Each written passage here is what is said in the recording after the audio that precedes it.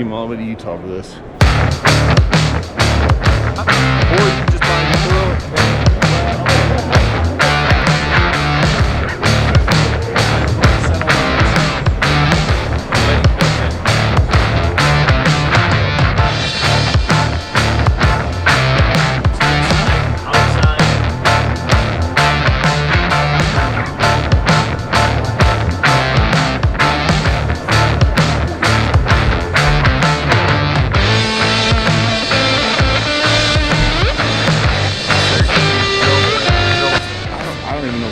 This is huge.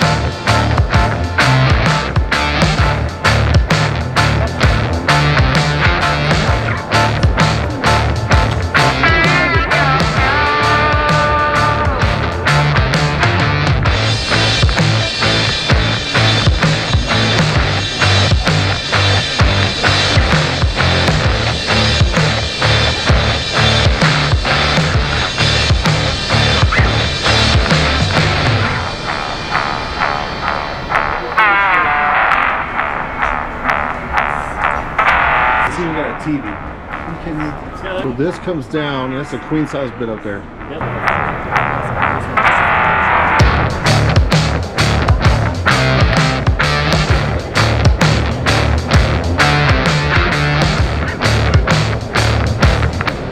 This is absolutely insane.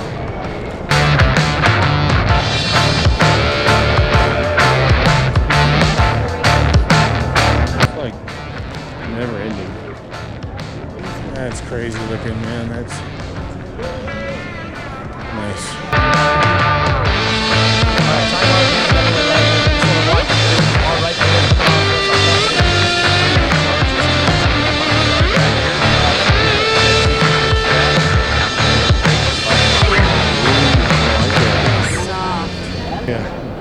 Now we're lost. No, we're not. No, we're not. Comfort of the backhoe tree is super important, so you got to be able to sleep. So that's kind of what we got going right here.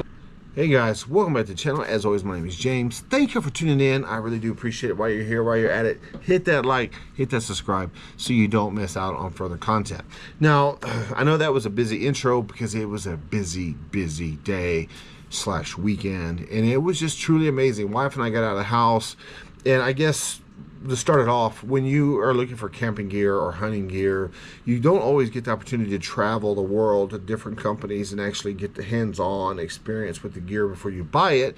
So you go to a you go to an expo like this one. There are several across the United States, especially in that same time frame. Before I understand, this one is the biggest one. I do kind of want to spread my wings and go to a few different ones so I can meet different people, but first and foremost, this one here was amazing. I got to meet a lot of people. I got to see a lot of new products, a lot of new gear that's coming out, and I got to meet. I think the part that appeals to me more is meeting the people behind the product, because there says a lot about a product when you meet the people, and they're just excited to tell you about the product. They're excited to show you the product, and they're even more excited, obviously, to sell you the product. But I just like watching their enthusiasm talking about the product. So while we were there, I got to try on some crispy boots.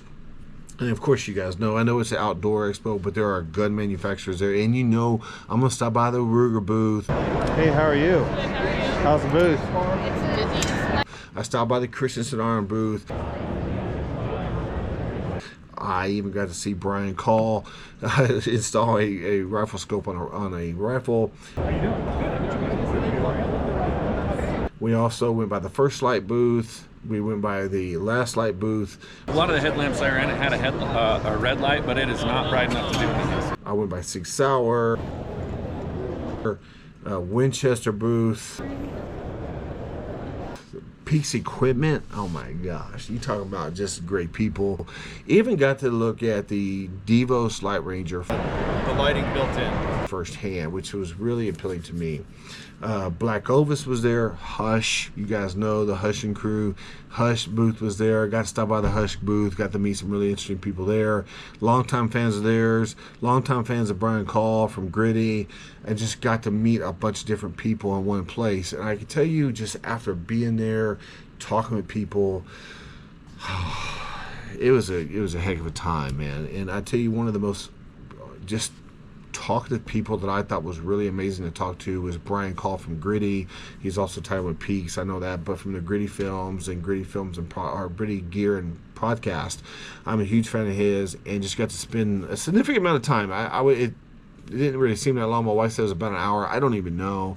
We talked everything but really hunting. We actually talked about the carnivore diet, which we'll get into in another video. It's just don't need to talk about this right now because I'm trying to keep this video somewhat short but informative. And I just really had a great time, and I think that not only do you get to see all the major gun manufacturers, which we know Ruger and all of them are really, really good, but you get to see companies like this MOA Rifles. There was a company called Boring Rifles. There was another one, Stuck in the Rut Rifles, if I'm not mistaken. I'm pretty sure that's what it's called. I got all their cards in this pile here right in front of me, and just so you guys get a taste, it gets all of this. This is all the booths I stopped by, and we were there from, it opened at 10. We actually got there like 9:40, and we were there till it closed at 7. We left about 6:35, and so it was a really, really busy day for us. We put a lot of miles on our feet and met a lot of good people. I even got to stop by the Eberly stock booth because I had some questions about the frame pack I have. Off your shoulder. Okay, I got The you. load list. So it's a low lifter I need to be messing with, not necessarily the bigger frame. And they were very, very helpful, just getting me worked out on what I'm doing wrong with my gear. Guys, I think that as a person, I'm growing as a shooter, I'm growing as a backpack hunter, I'm growing as a person. And we always got to ask questions and make ourselves better and find improvements in our day. And going to an expo like this, when you have questions and you have questions about gear or guns or equipment, the place like this is, to me, the place to go. And the thing that makes it even better, to top it all off, they have taxidermy, man. Okay. And I got to see this bull right here.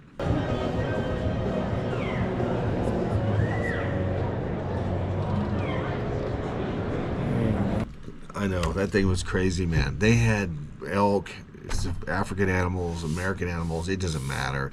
They were all beautiful, just seeing them in their glory. And what I mean by that, I do love taxidermy, because when I look at taxidermy, I see a memory. I see a memory that somebody had that's now frozen in time. And that's the way I look at taxidermy, guys. That's why I have a wall full of taxidermy, and that's why I will continue to collect taxidermy. But regardless, I do love you guys. I would say, hey, get out, experience some expos like this. I know I went on a Friday. It was busy, but it wasn't crazy busy, because Saturday is the busy day for these expos like that.